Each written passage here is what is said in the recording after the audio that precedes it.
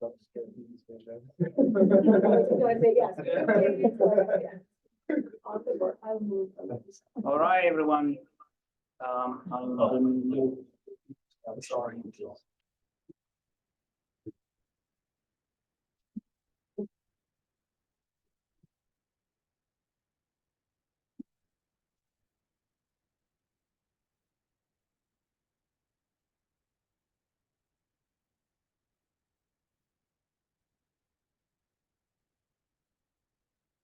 Yep. All right. Hi, everyone. Welcome to the last BHI Colloquium of the season. Today is a pleasure to have Xiaohui Fan. Xiaohui is currently a Regius Professor of Astronomy and the Associate Head of the Department of Astronomy and Seaward Observatory at the University of Arizona. He received his PhD from Princeton University in 2000. And after 2 years as a member of the Institute for Advanced Studies in Princeton, he joined the faculty at Arizona in 2002. He's an extragalactic observational astronomer. His main interests span quasars, supermassive black holes, early galaxy formation, IGM, cosmic ionization, and survey astronomy. And today he's going to talk about quasars at cosmic dawn. Please, sir. Yes, great feedback. So today we're going to talk about quasars and their connections to supermassive black holes and galaxy formation. The talk will start with a part that's based on a annual review article that I wrote together with Eduardo Pinedos and Rob Simcoe, which was published last year, sort of as a summary of what we know about high-energy quasars before data velocity. Then we're going to talk about, share some exciting results from the first year and a half of data observations of these objects based on a large collaboration that I show the picture here that I'm leading together with these people highlighted here, that we are putting together a number of data programs to look for luminous quasars and their environment and connection to larger structure. So the goal there is really try to connect quasars with a scale of supermassive black holes, galaxies, and larger structure and all the way to cosmic relaxation. So of course, as you know, quasars was the first quasar was discovered more than 60 years ago from 3C273 from Martin Schmidt, which always put quasars at the frontier of our understanding of the cosmic evolution. So I want to start with the talk still with this old picture of showing what quasar spectra look like and make a few points about how they're connected to the rest of astrophysics. So this is so now there are probably 2 million or so quasars been discovered, and there are another few million coming up when DESI and foremost the next generation of large quasar survey is completed. This is a summary of like about 300,000 quasars from a Sundido Sky survey released a few years ago, where what we did is just take all the one-dimensional spectra and stack them on top of each other, function of redshift. So what you see, of course, are the major emission lines march from blue to red as redshift increases. There's 3 points I want to make here. One is the y-axis is basically a function of quasar number count, function of redshift. So clearly, higher quasars are rare when you go to redshift higher than 3 or 4. So we're catching up initial growth of the supermassive black hole population in the early universe. In today's talk, we're going to focus on redshift beyond 5 or 6 to look at when the first quasars show up and how they're connected to the earliest black holes. The second point is, even though higher quasars are rare, the broad emission lines that you see here remain to be very strong. In other words, not only hydrogen lines, but all the other things you see, actually the bands here are like these bands are iron 2 emissions. So clearly, even in the highest redshift quasar around them, the gas has been chemically enriched. So quasars are clearly connected to intense star formation. The second point is how quasars and black holes and galaxy formation connected. The third point is you see the darker color on this part of the diagram, that of course these are absorptions in the intergalactic medium of intergalactic hydrogen, and as we're closing into the epoch of ionization. So quasars are probe to cosmic ionization, which we're not talking about very much, maybe just a couple of slides. But is really the last point about reionization that actually was I think the main motivation of people look for the very earliest quasars. And this is from something that we wrote almost 15 years ago that summarized what we know about higher-order quasars at early 2000s. As we can see here, these are the complete Gauss-Peterson absorption blue side of landmark emission line. So we're really closing in to the time when the universe go from mostly ionized this way to become more neutral in the vacuum medium at high redshift. But that's the only thing we have at that point. So in 2006, these are all the quasars we know sort of towards at the epoch of reionization or the end of it. Of course, since then, the community has been working hard on expanding the sample of reionization era quasars, really with the help of a number of large imaging and spectroscopy surveys from the SDSS, later on to PanSTARRS, to dark energy survey, and to a bunch of near-infrared surveys that finally allow you to go to redshift higher than 7. So at this point, they are not counting the new DESI data that are coming in. There are about 1,000 quasars, a redshift higher than 5, and about more than 200 are also higher than 6 compared to really like 10 at 15 years ago. And with the highest redshift above 7, about 10 of them at this point. So when we decided we're going to write another review about what we know about higher-order quasars, we were trying to plot this picture look like this, but it doesn't really work. So we did this two-dimensional thing again. So this is a few hundred quasars, the redshift higher than 5.3, also sort of beyond the end of the tail end of reionization we put together. Now you can see lemma alpha is going to really from beyond 1 micron. So finally, lemma alpha becomes a really good infrared line. And you can still see these broad emission lines that you can see here all the way up to the highest redshift of 7. And here, I think you can see that these are sort of the transmissions of at the end, very end of reionization, when the universe becomes transparent again to neutral hydrogen, to lemma alpha absorption. And then a large redshift above 6 also, these are complete darkness from Gauss-Peterson field. All right, so of course, these are the sort of the summary of the state art in terms of luminous quasar surveys. But the question we're going to ask about these objects actually is quite new, that I think is still nicely summarized by Martin Rees's review more than 4 decades ago. Sort of 2 points here. One is, how did you make these supermassive black holes that are powering the luminous quasars we see? Whether how do you go from the initial collapse of the gas to 10 to the 9, 10 to the 10 solar mass that we observe?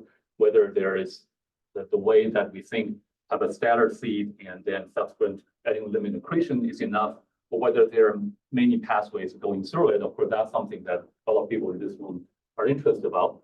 The other thing that Martin made at that point is the other problem is, how are these supermassive black holes affecting the formation and evolution of galaxies? I think actually this part is the one that we're going to talk more today.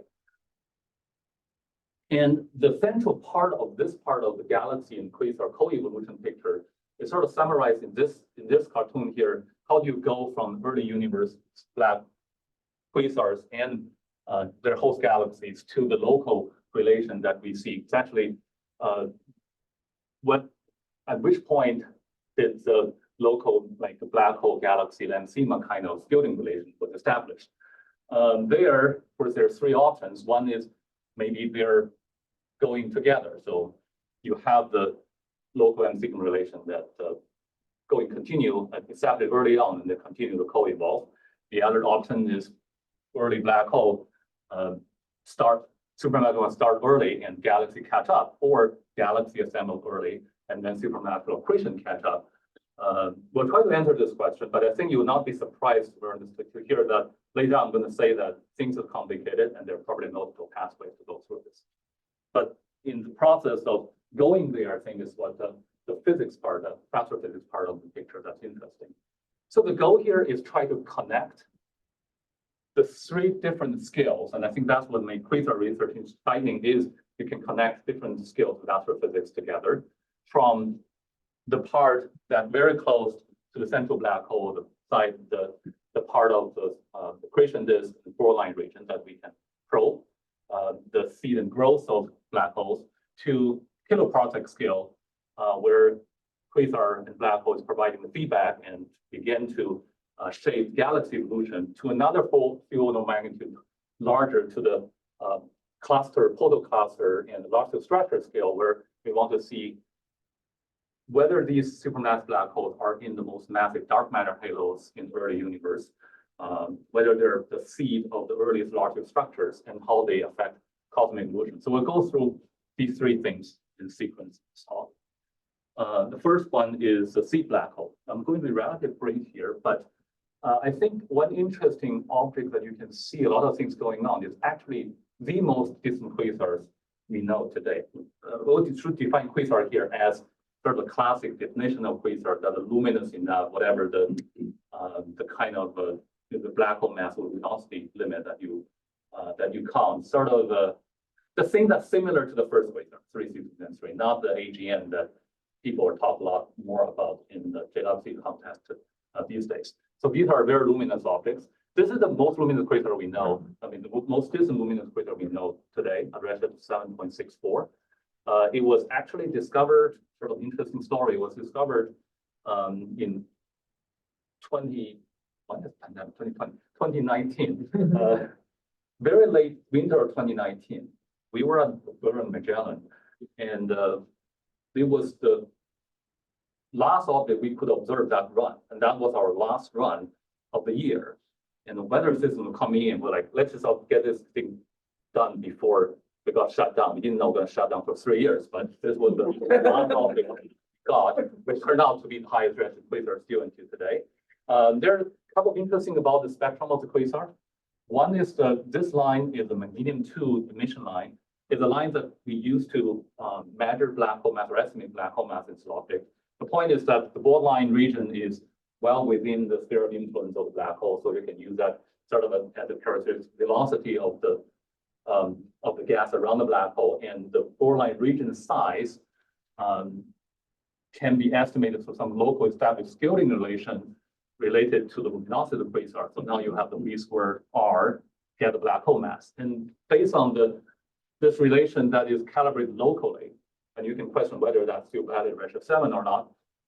This object is powered by a 1.5 billion solar mass black hole. So of course that means billion solar mass already existed 700 million years after the Big Bang. And the second point is, even in the earlier time, you see interesting things here. This is the absorption feature in the ultraviolet part of the spectrum. These are so-called broad absorption lines. These are things that are basically highly ionized gas launched very close to the accretion disk of the quasar, and a very high velocity. These are 10% the speed of light. So these are features that are telling you that the black hole is already doing things to its environment early on. And actually, the fraction of these kind of features at very high redshift is actually higher. So clearly, feedback is working in some degree. Exactly how that works, we'll try to probe later. So that's the highest redshift quasar, which already tells you the growth and the fact of black hole of a galaxy formation. And this is a summary of the black hole mass measurement we have at redshift 7 also. So that shows the black hole mass 10 to the 9, and another object even at 10 to the 10 solar mass at redshift 7. So there are billion solar mass already existed. And this plot shows the distribution of the black hole mass for these very high redshift quasars on the plane of luminosity and black hole mass. And this line is the Eddington rate. These are all MG2 masses. These are all MG2 masses. I'm going to show you the H beta mass later. So these objects are distributed along, roughly speaking, along the Eddington rate. So basically, they are accreting as fast as they can at those redshifts compared to this comparison sample, which is low redshift SDSS quasars, which on average is a little bit milder in their accretion. So of course, this argument has been made for the last many years and by people in the room as well, as if they are really growing fast, and if your redshift is so high and mass is so high, then assuming they're growing at the rate, then you extrapolate exponential growth towards higher redshifts, you get this kind of incredibly large seed black hole mass. I'm not going to say very much about the theory behind it, except to say that, well, there are a few things I want to say. One is, even though this sort of seems to be inevitable that you need a high seed black hole mass, it's good to remember these are really extreme objects. These are objects that a few objects in the entire sky kind of objects. So you are looking at the most extreme object in that sense, and also you're looking at the end product of the black hole mass growth. These are 10 to the 9 solar mass black holes. They're not much lighter than the biggest black holes you have in the entire universe. They're not going to grow very much. They're at the end of the growing process. So it's really exciting thing is what happened somewhere earlier and lower mass that is going to inform us probably better, because finding these things is still very hard, but finding things like 10 to the 5, 10 to the 6, 10 to the 7 solar mass black, somewhere between the log scale from the seed to the end product is what is going to be exciting in the next decade. And of course, that's what early JWST results come in. I think people agree that's probably one of the most exciting and probably puzzling results from the early JWST observations are these abundance of things that show AGN features in the JWST deep survey data, including various sort of definition of the little red dots that are relatively low luminosity galaxies that show AGN activity. This is one example, show very nice broad lines that just look like a low redshift seabird, except redshift 5 to 7. And this is the highest redshift potential black hole that people claim this is the GNZ 11, which had redshift 11 also has an estimated black hole mass right in the middle of the redshift 7 quasar being observed and the initial seed. So the point is that I think in the next decade, the focus should be on these objects in terms of how do you grow black holes.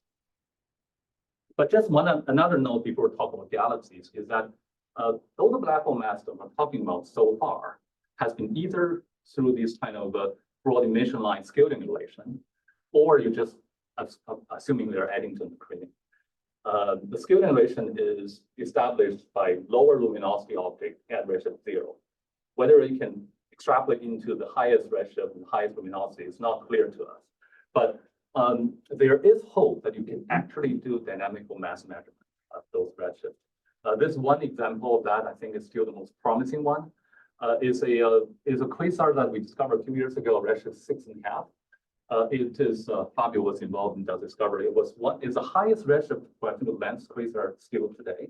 Is also because of the weird lensing system. It's sort of like a triple lens. It magnified that factor of 50. So it's also the brightest quasar at redshift higher than 5 or so. It's actually brightest object at almost in all the wavelengths in the early universe. So this combination of high luminosity, intrinsic luminosity, and high magnification means that you can do very high spatial resolution observation with it.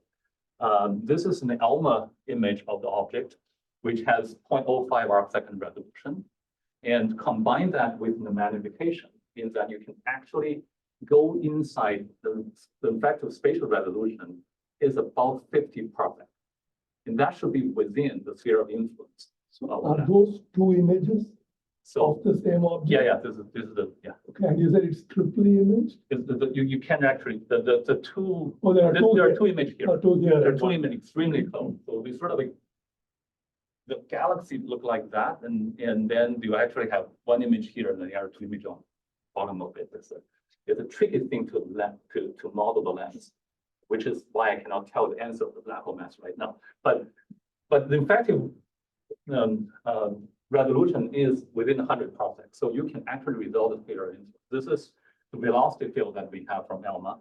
So this is the part that we're zooming in that seems to have the highest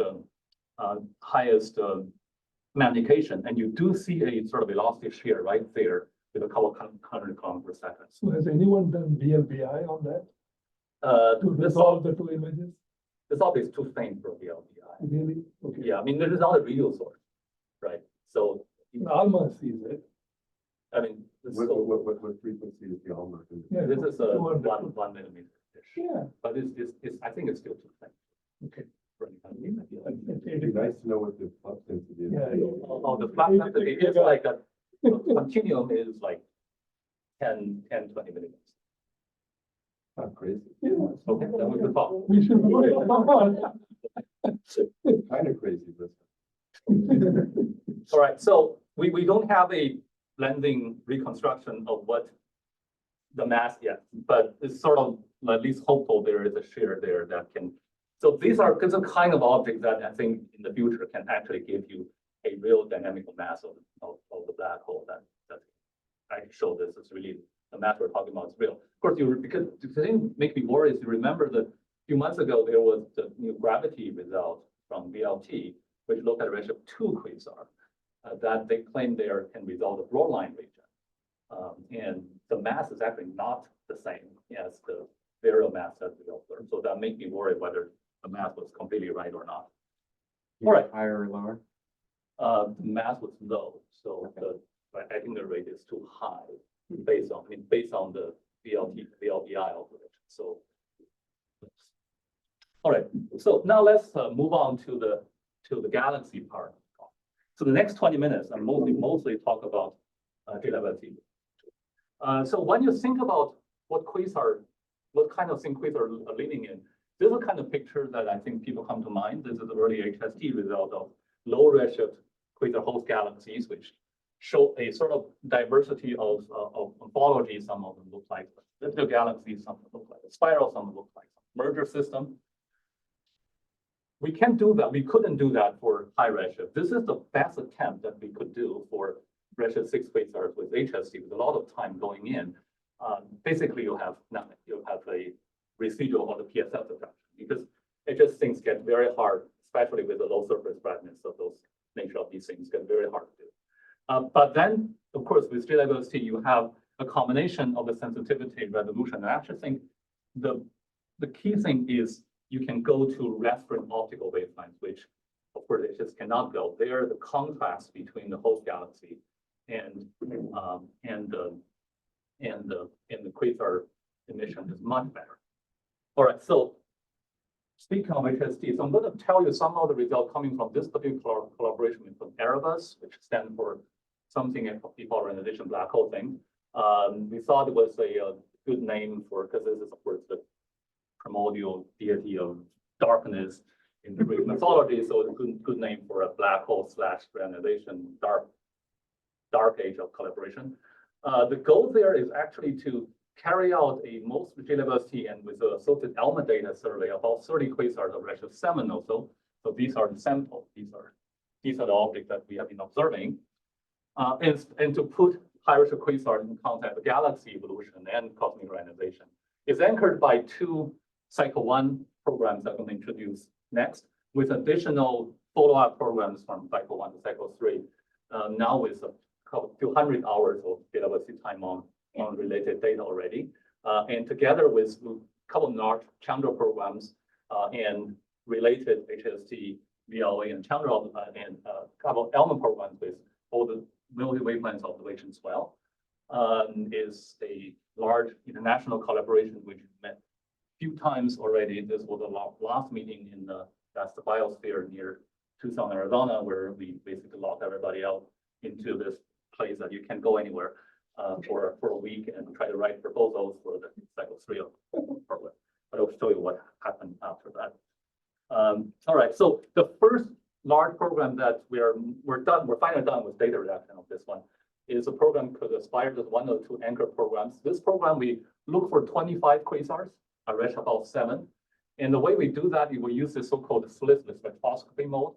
That can tell you a lot more about how effective this mode is.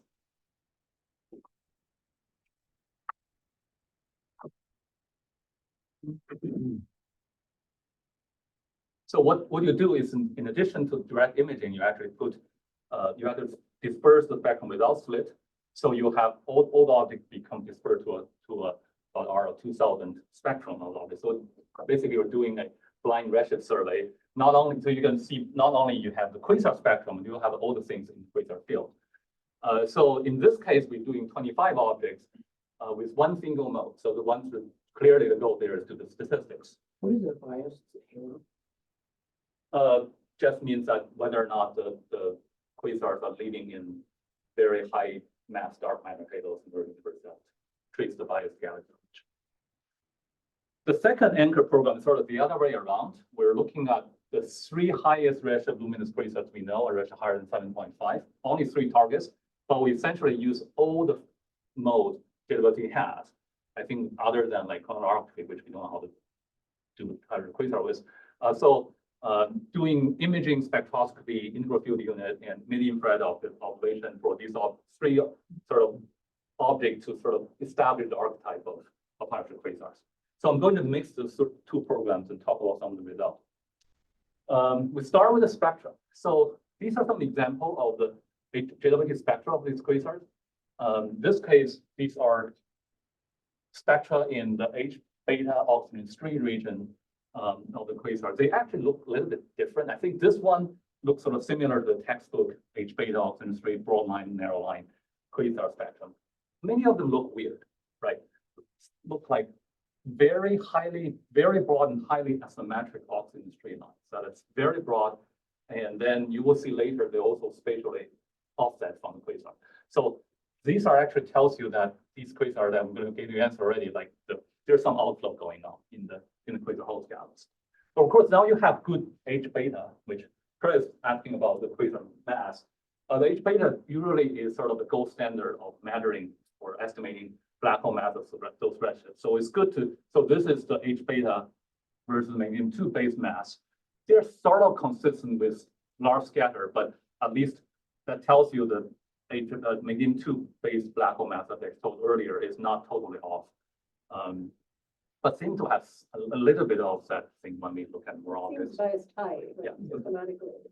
But not by a factor more than 2 or 3. And this is a spectrum of the combined spectrum of one of the redshift 7.5 quasar, all the way from lemon alpha to H alpha, so the combination of the near spec JWST data with the mirror, the mid-infrared instrument.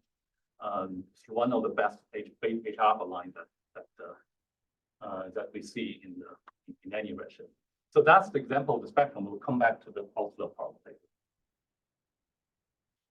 This is exciting. This is the one that we were showing the host galaxy redshift 0. Now we're looking at host galaxy redshift 7.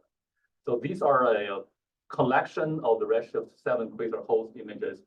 These are all red stream optical images, or red stream like 5,000 extron images. And you see a large diversity of the things, start from like things that are quite extended. These are 10 kiloparsec scale large structures, to things that have shown close companions of the object that look like some kind of merging system, to things that are best fit by some kind of exponential profile that look like a disk, where we don't have kinematic information for most of these objects. And there's still plenty of objects that we don't detect. So Xiaohui, you have subtracted out the. So this is the subtraction of the PL. The others you have not done anything. So All these other. all these things have subtracted. Yeah, All been subtracted. Yeah, yeah. Okay. So this is really easy. This one we just don't see very much after subtraction. They're just noises. So maybe 2/3 of them have detections, but there's still objects that don't.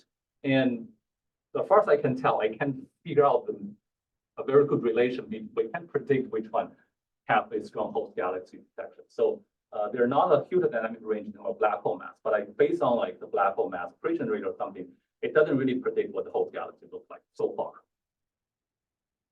But at least now we can finally see the host galaxy. These are 3 really good examples of sort of the most spectacular sources that we have. This combination is a kind of JWST and the mesh of ELMA observation with very similar spatial resolution. The first object is an object that actually is, the object sort of not only have multiple components in both the JWST and ELMA observations, but also is sitting right in the middle of a large photocluster of galaxies that is anchored by this quasar. So almost look, it's really right in the middle of it.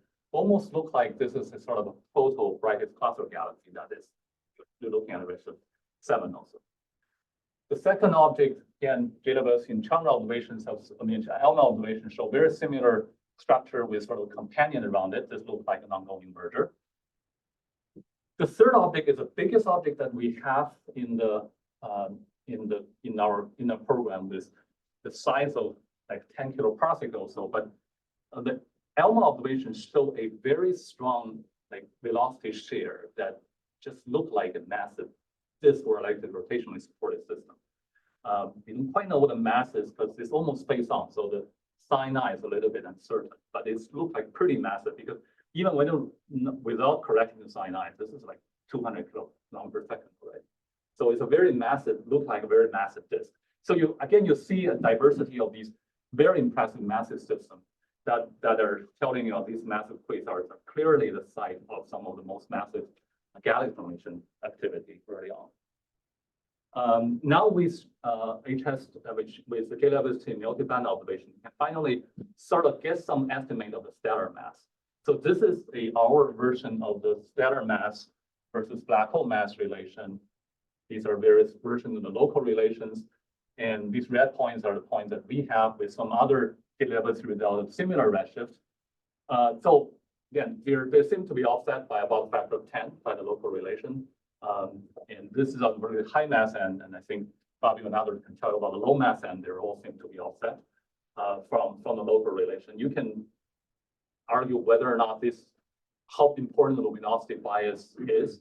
I think luminosity bias in the sense that because you are looking at the brightest quasars, we're always picking up the objects that have the highest black hole masses, certainly plays a role. So whether or not this is a established offset or whether just showing a upper envelope of the relation, I don't know. But sort of look like the black hole mass of the quasar doesn't go more than 10% or so of the stellar mass, but even 10% of the stellar mass look like an extremely impressive number. But of course, they are objects, sort of those two objects are quasars with slightly lower luminosity and also seem to have lower stellar mass or the lower ratio. So again, so there probably is a scatter, but of course, it's very hard to probe things here, but they are in the high, they're in high stellar mass, low luminosity, low quasar mass system that is very hard to get the quasar mass from them. So these are all above redshift 7? These are all redshift about 6. Above 6. About, I think there's a mixture of 6 and 7 objects. It's a similar story when we look at ALMA observations of the same sample of quasars. So these are another example of the diversity of the ALMA morphology of the quasar host galaxy, from object look like a disk, object look like a sort of the dispersion dominant system, to object look very disturbed, look like a merger. These are the ALMA-based mass from a recent paper from one of our large ALMA survey that again similar, like about order magnitude or so, average offset, but with large scale. All right. So now moving on to a little bit even bigger scale about what the quasar is doing to the host galaxy. Now we have both the black hole and the host galaxy. Can I ask a question? There was a quasar recently, UHZ1. Yeah. That was a much higher redshift. Yeah. So 10.3 or 10.3. But that's not here. so we're focusing on sort of UV bright luminous quasars. I see. And Yeah, no, so I think in the first part of this talk, when we talked about GMZ11, I guess if that's where it was relevant, Yeah. it could have been on that plot. Right. It should be on that plot, Ellen. That's just a galaxy where I think of quasars. like we don't know what the definition of quasar is, but these are the things that people typically call UV bright quasars, because that's what quasar people find. The fact that JWST in Chandra. Yeah. All right, so quasar feedback.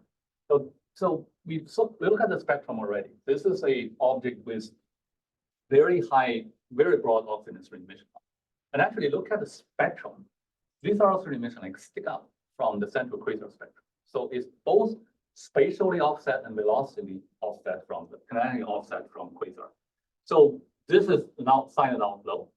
And you can actually, based on the luminosity, the offset, the velocity and the luminosity of the thing, you can sort of estimate skewing out what kind of kinematic power that this thing has. So that put the object right here. It's sort of on the upper envelope of the relation of the low redshift quasars between the photometric luminosity and the kinetic outflow power. Is about 10% of the photometric luminosity of the quasar. So this is a kind of the outflow that should be able to do substantial damage to the host galaxy to begin to drive the gas out and provide the feedback or quenching that it will need. But of course, this is only one object, and then that probably this is the most extreme object. It again show fairly large diversity. There are, I don't know, 20, 30% objects sort of look somewhat similar to that in our sample. Most of them look okay. But the most extreme one is the one that you hope that will be able to drive the galaxy scale out. That's another example. This is on the other end of the outflow property, actually. This is a redshift 7.5 quasar, which we have a very long D-level-C IFU observation. So these are PSF subtracted image of the oxygen stream emission line.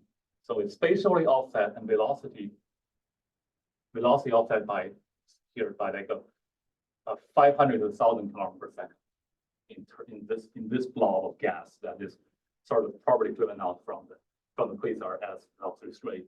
And this shows the relation between luminosity and velocity outflow from this quasar compared to other quasars at different redshift. And this is again is the kinetic power versus photometric versus AGN luminosity. So these 2 points are different sort of considerations whether how much of the end result part of the oxygen stream outflow is. But How do you get the kinetic power? You So need to it know is a- how much mass. it is a very weird scaling that you can question a lot of the constant. Okay. That's what the standard industry scaling relation Okay, that use the velocity, the velocity, the size, and then assuming some kind of I mean, this works Electron reasonably well at low redshift. Right? sure, yeah, but of But course it's not clear a redshift at 7, these no. redshifts whether. So probably mostly just compare this with low redshift Mhm. objects that look in the same ballpark. Yeah. So this particular object doesn't seem to have, I mean, it's just the oxygen stream is much fainter, this object, that's it. The outflow part of the oxygen stream is much fainter. So again, show a lot of diversity in the outflow property. All right. So now let's move on to the large structure part of the talk. So we want to go in another field of magnitude to look at what kind of environment these luminous quasars living in. And the point there is one of the most, I guess, generic predictions of all the simulations of early supermassive black hole and galaxy formation is that they're supposed to live in very overdense systems. Of course, these are extremely rare objects. They are sort of 5-6 sigma peaks in the density field in the early universe. So they're supposed to be very biased halos. They're supposed to be in 10 to the 12, 10 to the photomass dark matter halos. That's what the simulation tells you, that these quasars will be entered by a large structure with a lot of galaxy over them. And when you look at quasar population in general, that seems to be true. This is the autocorrelation function, sort of strains of the autocorrelation and the function of the redshift for quasars. And these lines are corresponding dark matter halo mass of these for these correlations. So when you go to redshift higher than go to redshift 1 to almost redshift 4 or 5, you look at the halo mass of sort of 10 to 11 to 10 to the 12, 10 to the 13 solar masses. These are quasar correlation functions, just like the way you have a galaxy correlation. But when you go to redshift 5 or 6, of course, there's just not enough quasar pairs in the sky to do the correlation function. So things get a lot harder. So the way that people do it is to look at overdensity of galaxies around quasars. That is one thing that before JWST things are extremely confusing because people look at a lot of these objects with a lot of HST time going into it. Many hundreds of orbits actually went in this experiment. And sometimes people find overdensity, some people don't, and some people even find underdensity. The problem there is, first of all, I mean, it's basically because you don't have redshift. Your field of view is limited, and when you don't have redshift, you're doing photometric redshift, and then the signal gets diluted a lot. So that's the power of JWST spectroscopy. Because now, in addition to the quasar, as I showed before, you have all the spectra in the field, so you can get a redshift survey. And in this particular program, where we're zooming in is a part of this 3 lines, H beta, oxygen doublet. Because as soon as you see the 3, this is after you subtract out continuum and the sky, as soon as you see these three lines, you know what redshift that is. You know what lines they are. So then you get a very nice spectrum. So you can get quasar. You can get all the galaxy, both in the foreground and background, and associated quasars in those fields. So these are the few of these JWST slits we try to survey in cycle 1. This is our survey, which have the largest field of view of, and also have 25 different fields and of about 300 square arc minutes of data. And this shows the sort of all the objects we see. This is one example of the JWST program that we thought work a lot better than the proposal set we're going to do. And that's rare. I think that's rare for observing programs, because we actually found more objects, and we looked at the proposal. We said we're going to find a couple galaxies per field. You're going to see how many galaxies per field we're going to find. So these are a few hundred objects in those fields. And so these are H beta oxygen 3. And you can see there is a thing over here, right? Suddenly the slope becomes steeper. This is when you hit the quasar redshift. So even just look at this combined composite image, you already know that quasars are associated with galaxies at those redshifts. But there are a lot of more galaxies associated with quasars than the foreground or the background. In the previous slide, the structure slide, where you showed the, is the implication that the quasars, these are causing the bubbles and walls, or is that? No, they're just supposed to be in massive galaxies. The massive galaxies supposed to mark the dark matter halos, and massive dark matter halos supposed to be on the filamentary structure part of the large scale structure, which you will see what it looks like from our redshift survey in a minute.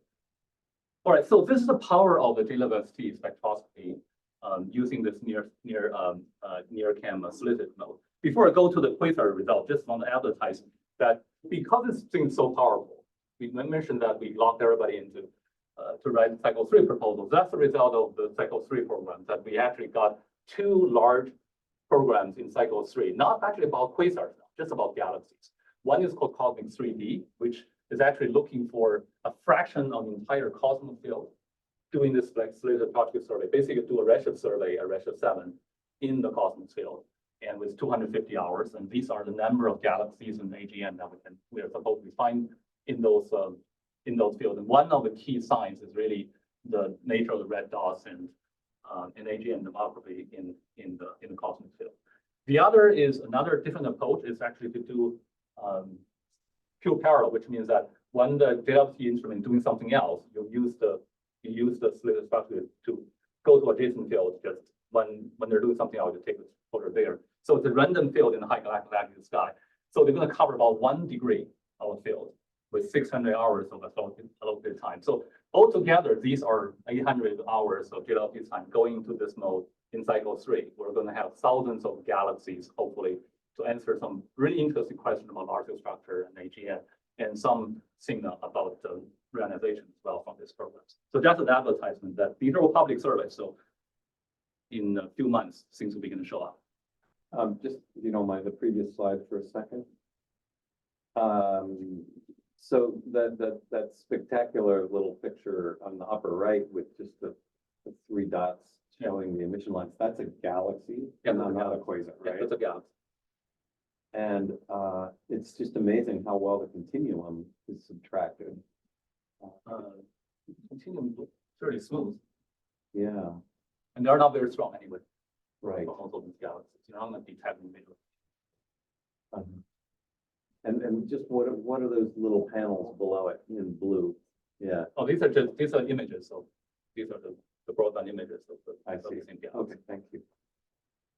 All right. So now what do we find in quasars? So this is the first field in our slitted particle survey, which means this field immediately we have about 10 or so galaxies at the quasar redshift. So this is a redshift histogram of the entire field. Of course, it's a blind survey. We don't know what the redshift is. It's not pre-select. There's no pre-selection.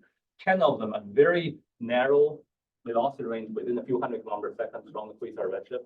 And if you look at the 3-dimensional sort of structure, they all look like have in a sort of more. I mean, you can see it here. They're lined up. They're lined up in a filamentary looking structure overall. And there are some element detected galaxies in this structure as well. And by the way, there are other redshift peaks in the foreground as well. So galaxies just very strongly clustered in those redshifts. But this is clearly a quasar anchored photocluster at those redshift. We didn't see the full extent of the structure. It's like a couple of megaparsec in this picture. In the cycle 2, we have a mosaic observation of the entire field. So it's actually extends fairly far with the many megaparsec size structure of this like in the quasar anchored photocluster. And now we have all the fields in our survey. So this is a histogram of sort of number of Austin emitters you have in each of the fields, just by number of the field. And the black line is the average number in the random blank field. So what you see here is in general, quasars in overdense environment. Some of them are really overdense, like 20 galaxies compared to average of 1. But there is a large scatter. And again, the scatter is probably, like we can tell which, just based on the quasar property, is not clear whether how they're correlated with whether they're in the photoclass environment or not. But when they are, they also show this kind of filamentary looking structure that we saw in that simulation earlier. They seem to be at the center of these early cosmic events at that time.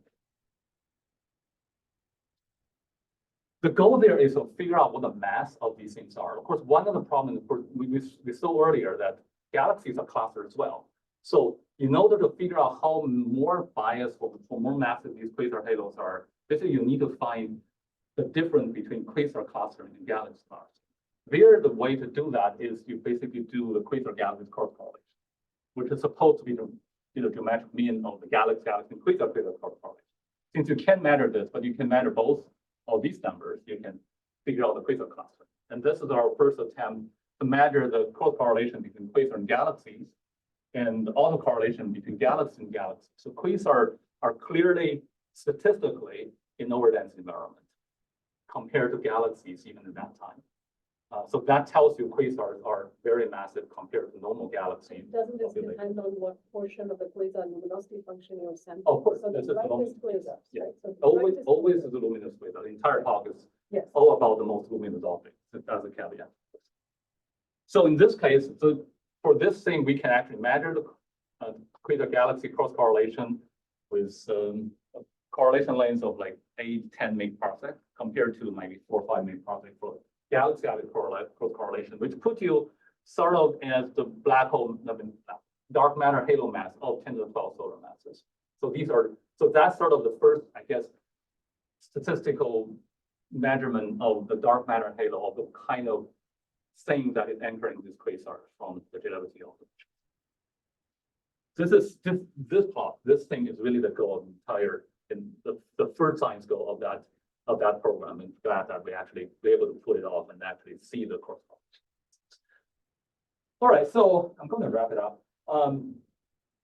So we asked a few questions about how quasars and early galaxy formation are related in different scales and how this relation gets established. I just want to summarize. I mean, so one thing that we're excited about is, at least for some objects, we are really seeing how these, in one single system, this is one of our favorite systems, how all these things sort of begin to tie together. In this particular quasar is a redshift 7 billion solar mass supermassive black hole. You see the magnitude 2 line that tells you what the quasar, what the black hole is doing, is to like in terms of the mass. And you also see these absorptions around these quasars that tells you there's probably some inflow and outflow activity, even very close to the central engine. Then this object is the object that has this massive system in the center with the rapid rotation in the host galaxy.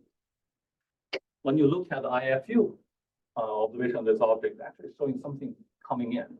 This is a Oxygen 3 emission line that is outside from the quasar, but sort of at a single velocity slide that look like it's coming into the almost look like accreting some kind of gas into the system. And this object turns out to be also at the middle of the photocluster. So you see these things begin to tie up, at least in some of the system, that I think is a starting point of allowing the answer on the question I'm asking. So that's my sort of the my own take of what the answers are. Again, focusing on the most luminous, brightest quasar had the most massive black holes. Do they need black hole masses? I think the answer is yes, just because time scale is short. But I want to emphasize it again, we are really looking at the most extreme system. These are the end product of black hole evolution, not the beginning, not the middle. So we really need to see the middle part to answer the C problem. Are there the sites of early mass galaxy assembly? On average, yes. We see some very nice examples of they really are in a very massive systems, a lot of star formation, a lot of gas accretion, and this merger system going on. But there's a lot of diversity as well. How do they impact galaxy formation through feedback? Again, sometimes you see really nice examples, but by and large, but on average, again, there seems to be a wide range of accretion of feedback power in this system as well. There are plenty of objects that look just normal. You don't see any particular evidence of feedback, no matter which mode of feedback we're looking at, but some spectacular examples that may be the starting point of the crunching of early galaxies. In terms of the black hole mass, which one comes first? I think my take is maybe, in the sense that there's certainly a lot of evidence of luminous quasars, the most massive black holes, and even luminous lower luminosity AGN have supermassive black holes. But I think picture is still complicated. Especially, I can't really find a good relation sort of between the galaxy and quasar and galaxy and black hole properties yet, in terms whether or not there's a relation or whether there's some kind of broad upper envelope of the relation. I'm not sure. This part, I think, is clear that early luminous quasars do trace the first largest structure in the universe. But again, there's a lot of diversity, and some of them do, some of them are no galaxy at all as well. All right, so that's sort of the summary of my take on things on the black hole galaxy evolution. Is on average they are what we think they are, but there's a high level of diversity, and that seems to be indicating that since we are observing a biased sample of quasars, there certainly could be different pathways of going from the early black holes to the local Mc relation that we have, and the future really is to target objects at fainter luminosity, probably with obscured emission, but actually, I want to emphasize both a lower and actually a higher and lower redshift, because lower redshift is probably where this thing actually begin to establish. So to go to redshift, instead of only focusing on redshift 8 or 10, go to redshift 3 or 4, where there are more normal objects, so forth. So okay, so I'm close by just looking at what go from there, at least from luminous quasar end of things. There are not a lot of quasar left to be discovered when you're looking at the most luminous quasars, because the density of these things drops so fast. And if you just take sort of the survey statistic we have, and just say that at which point for these very luminous 3Cs to 70 like under-obscured quasars, one you have only one in the entire sky, and the one is like a redshift 9. So we don't have a lot of luminous quasars, unless we're missing a lot of the obscured ones. They are within sort of our horizon of the discovery already. The difficult there is actually these things are incredibly rare. They're incredibly difficult to pick out from large field surveys. So these are some predictions of what kind of density of contaminants you have compared to quasar. You can see how many order of magnitude other non-quasar foreground objects are in terms of the difficulty of picking them out from the next generation surveys. Of course, the next generation survey is really, I think, the combination of LSST, which hopefully will start taking data in about a year or so. Euclid already start taking data. We're already started gearing up to try to use Euclid infrared survey to look for quasar candidates. And Roman, which hopefully in 2-3 years we'll get data. And these are some predictions of the number of quasars you can find from when you combine those 3 surveys. So basically, we're predicting that there will be redshift 8 or 9 or even about 10 quasars when both things said and done. But I think at that point, the luminous quasar game is probably just over, and we should focus on more common and maybe more astrologically interesting objects. All right, I'll put up a summary.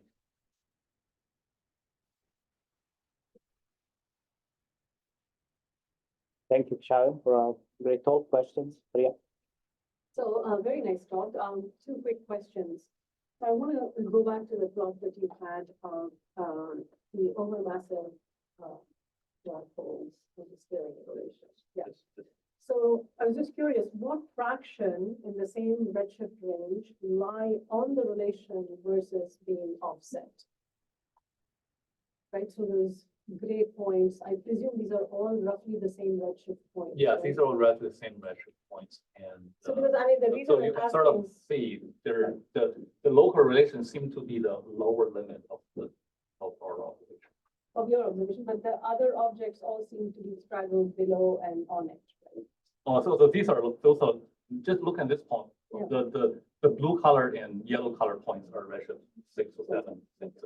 So local relations seem to be the lower limit. Oh, so of the gray points are The gray all point low local- redshift. all Yeah, local no, relations. yeah. They have no Yeah. other intermediate redshifts or anything. No, I think at this point, no. I think in both this ALMA version of plot, in both ALMA and DWFC version of plot, it seems to be the local relation is, at least for the object we observe, is the lower limit.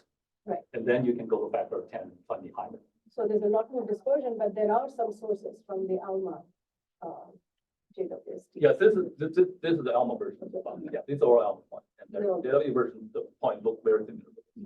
So the reason I'm asking is that, you know, on the basis of GNZ 11 and UHZ 1, for example, one could plausibly make an argument that these outliers, extremely high luminosity outliers, have originated from massive seeds. So that's a model that we are exploring right now. And that seems to work, because we are really seeing the tip of the iceberg in terms of the total population at that range, right? So, I mean, is there anything that you find that would not be consistent with that? I think there sounds right. And I mean, then I just wanted to alert you that, you know, if you look at simulations like Astrid, right? And Astrid is interesting only because they deploy a different seeding scheme. They actually permit more massive seeds to be put in early on in the universe, and they continue seeding. They actually find that the most luminous quasars at higher redshifts, at redshifts beyond 8, are not necessarily the ones that then lead to quasars that are at 5 and 6 most luminous, right? So I was just curious that this data that you have for the environments at 7, have you done something like that at a slightly lower redshift for around one of the most luminous quasars at, say, 5? What does that look like? Do you still find that the overluminous guys are in dense environments? That would be a very interesting Right, question. so I don't think there has been that experiment. Okay. I think we have a failed proposal to look for redshift 5-ish things. Didn't get time with it, like high redshift. Had always like, I don't know how to spell the lower redshift. They're boring. Yeah. You had the question? Yeah. Do you think the little red dots are all or mostly AGN?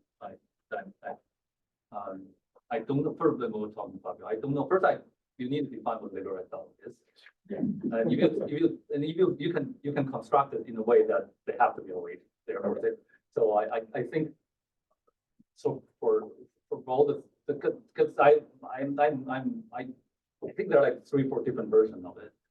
If you want to say that these things have to be really red in the sense they have mid-infrared emission and they have broad line, of course they're AGN. If they just do But a they're not broad, X-ray detected. A very small fraction of them are X-ray detected, right? yeah, So- but they're faint. Yeah. And if they're actually detected, they're absolutely, if they're buried, they're even better. But, and we do see some of them buried. Oh, okay. So I think little red dot is a casual name. The astronomers, I don't know why people don't have type 1, type 2, type 3 little dot yet, but you should have.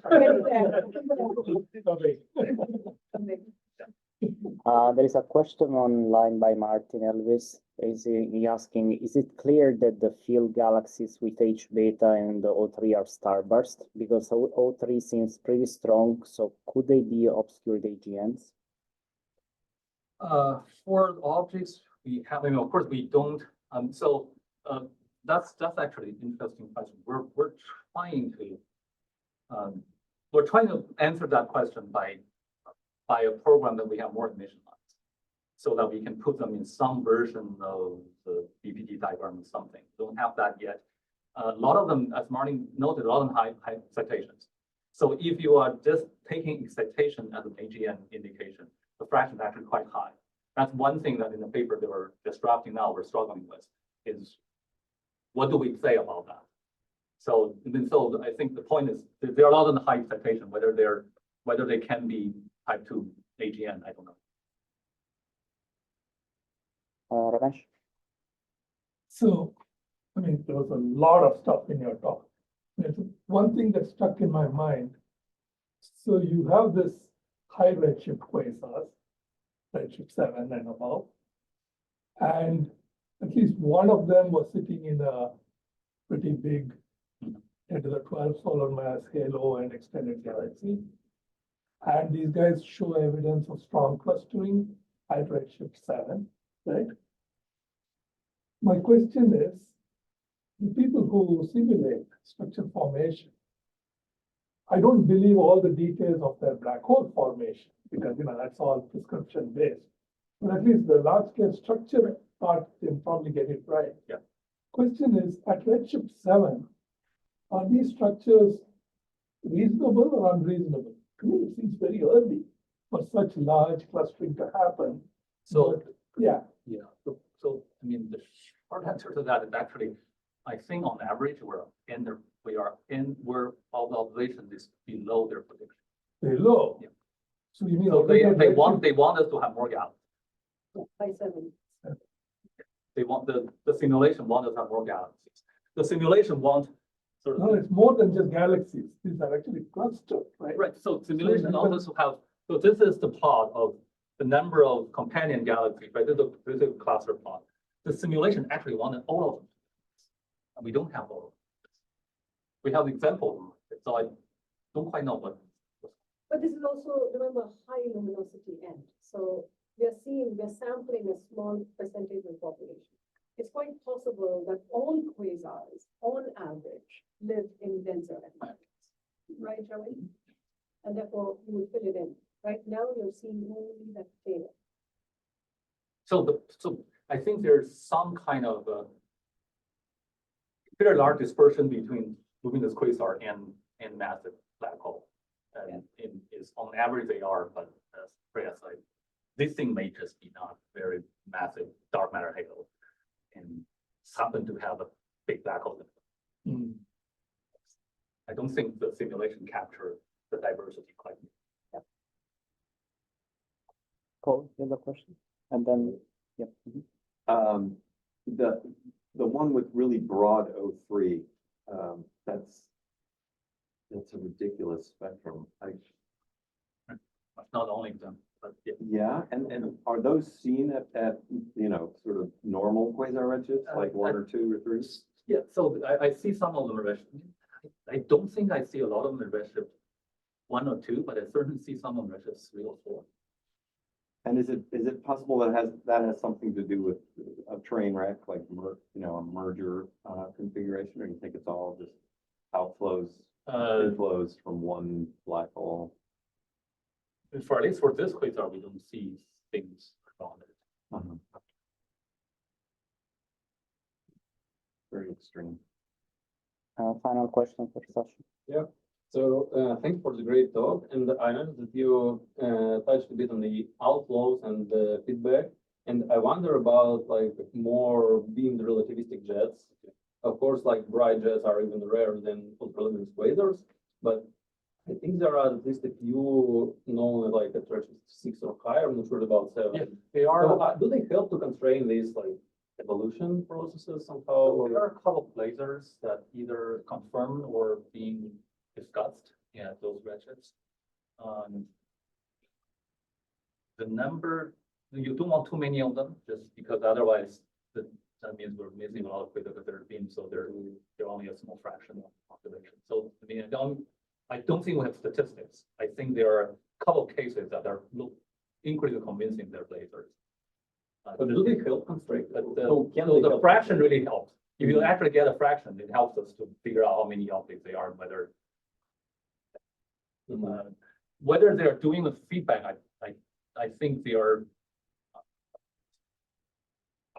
field university proposals about looking for this laser, and I think that one of them actually have data coming in about one Like of the laser. presumably candidates. laser.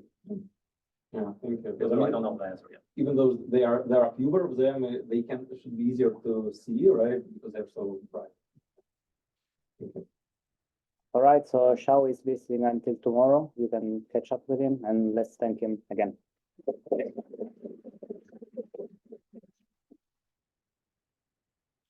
Great, thank you.